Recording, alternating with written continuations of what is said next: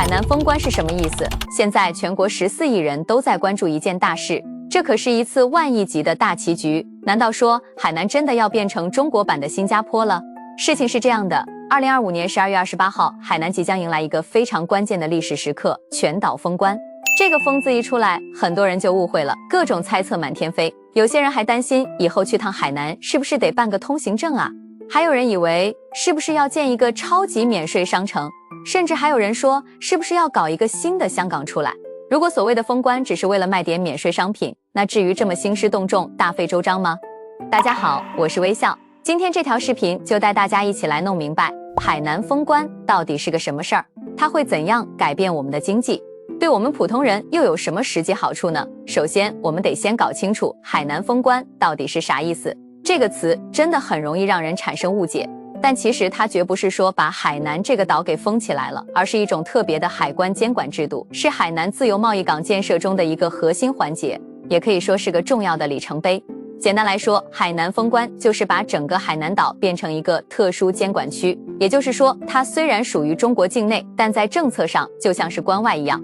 专业点讲，这种模式叫做境内关外。那么问题来了，啥叫境内关外？其实核心就一句话，12个字：一线开放，二线管住，岛内自由。那这里的一线说的是哪里呢？说的是海南和中国以外的国家和地区之间的界限。那开放又是什么意思？就是国外的货物想进海南，基本都是自由进出的，除了极少数特别管控的商品，其他大多数商品都不需要交关税，也不用交进出口环节的增值税和消费税。这大大方便了国外商品进入海南岛，也有利于吸引企业在海南建厂搞生产。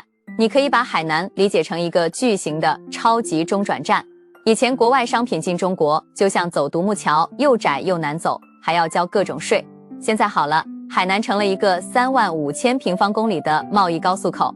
泰国的榴莲、法国的香水、德国的汽车、美国的芯片，只要不是特殊品类，基本都可以零关税进海南。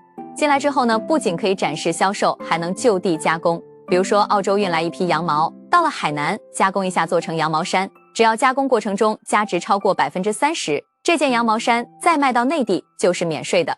看着像是做生意，实际上是在重塑全球产业链布局。更关键的是，在海南岛内部，这些货物是可以自由流通的。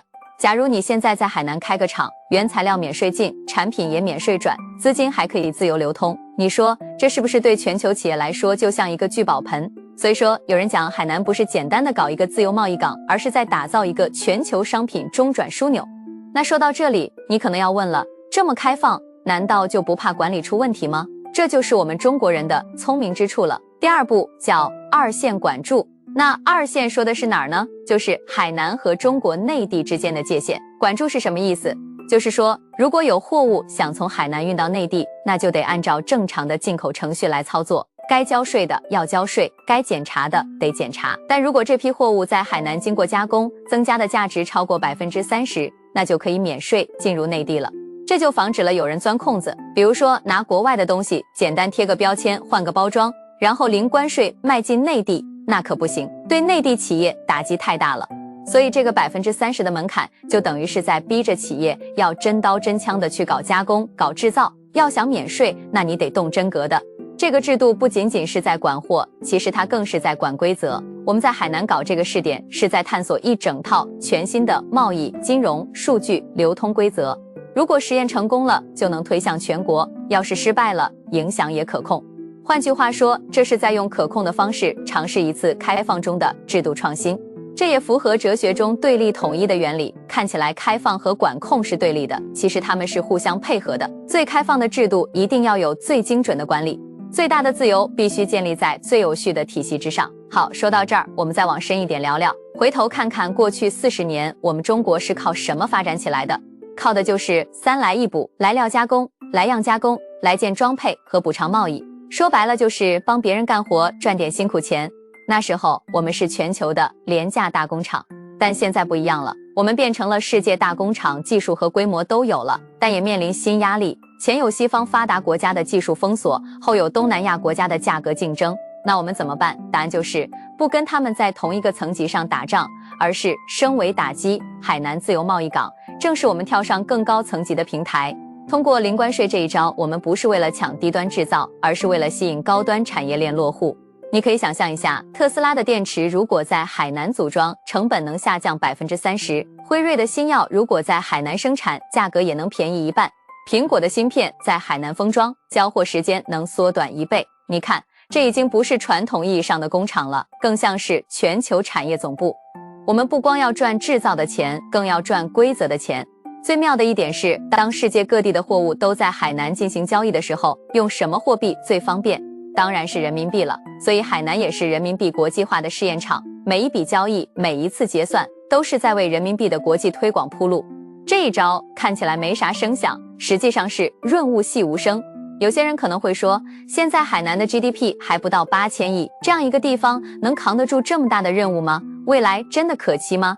这就要讲讲海南眼下正在进行的命运改写工程了。以前海南靠什么吃饭？靠旅游卖风景，靠地产卖土地，靠农业卖水果，说白了就是靠天靠地。那现在不一样了，海南的文旅产业正在升级，不再是只看海晒太阳那么简单了。比如海口未来要打造成国际演艺之都，以后看百老汇演出都不用出国了。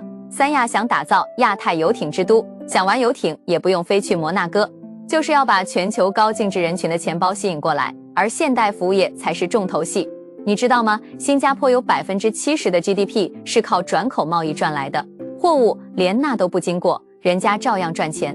海南现在就是想复制这种模式，跨境金融、离岸贸易、数字经济、科技创新，这些才是真正能带来高附加值的东西。海南在深海科技和商业航天领域也早已开始布局，不只是盯着脚下，而是放眼未来的蓝天和深海。那这些变化对中国整体的进出口贸易又意味着什么呢？以前中国的出口流程很长，先在工厂里生产，再运到港口出海，再交税进入别的国家，每一个环节都在消耗成本。而海南封关后，流程就变了，工厂生产，海南中转，加工增值，免税进内地或出海。这就像把独木桥换成了多层立交桥，不仅宽敞，还特别快。等海南正式封关之后，它就不再只是一个岛了，而是一个连接中国与世界的超级贸易港口。保守估计，这能带动每年万亿级别的贸易量。所以这不仅仅是做大了贸易的体量，而是彻底改变了贸易结构。要知道，一个数字经济企业带来的不只是产值，还有完整的生态。一个跨国总部的落户带来的不是一栋楼，而是上下游产业链的集聚。一个离岸金融中心形成的，绝对不只是几笔手续费，而是一整套金融流动的利润系统。这就跟当年的深圳一样，能从一个小渔村变成 GDP 3万亿的超级城市，靠的不是一个项目，而是完整的产业生态，不是1、2个优惠政策，而是一整套制度创新。海南现在的起点其实比当年深圳还高，它有自由贸易港的政策红利，有国家战略做支撑，还有全球化的窗口机遇。根据海南“14+5”规划，它未来每年的 GDP 增速要达到10%以上，这样增长下去，突破万亿只是时间问题。未来的发展空间更是充满无限可能。1978年12月18日，中国拉开了改革开放的大幕。2025年12月18日，海南将迎来封关的重要时刻。你不觉得这种时间点的呼应太巧了吗？这是不是也说明了中国的对外开放从来没有停下脚步，今天依然在继续着？海南的改革是一盘大棋，不是为了眼前一城一地的得失，而是为着整个国家的未来大局在布局。从海南封关这步棋来看，其实我们也能感受到中国对于区域经济发展和全球贸易格局的整体谋划。非通过境内关外这种特别的制度设计，加上与之配套的产业链、金融和数据管理机制，其实就是中国在主动出击，既要开放又要掌控。这种智慧才是真正的高质量开放。你想啊，要是将来台湾也能早日回归祖国，不再被外部势力拿来当棋子，那就可以融入国家的大局当中，把自己的技术、制造业、半导体人才优势用起来，为中华民族的复兴添砖加瓦。台湾完全可以像海南一样，利用它地理优势和产业基础，成为两岸甚至全球贸易的重要枢纽。这时候，台湾就不仅有前景，还有安全、有繁荣、有未来。最后，微笑非常希望你的订阅，让我们一同见证祖国的辉煌成就和美好未来。